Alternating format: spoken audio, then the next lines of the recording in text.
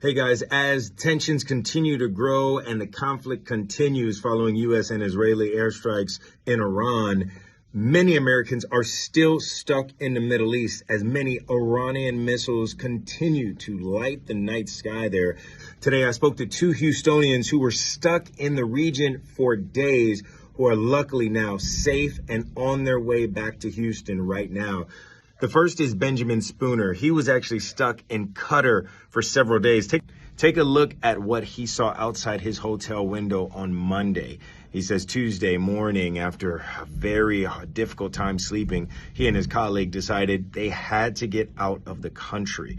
He says luckily their employer, Qatar Energy, chartered them a ride out of Qatar into Saudi Arabia, which was a 4.5-hour ride, not a safe ride either. Take a listen.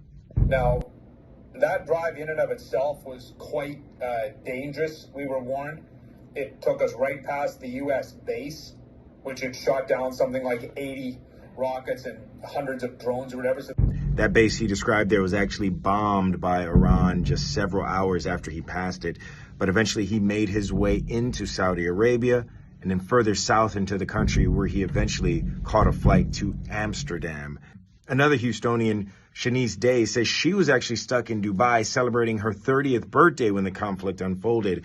She then was stuck there for several days, and she says after a number of canceled flights, she and her friend were lucky enough to get out of the country because they started thinking outside the box. As soon as airspace opened in Dubai, they actually flew to Australia, an 18-hour flight, and then after just a short break, flew to Los Angeles, and now are currently awaiting a trip to Houston, back home.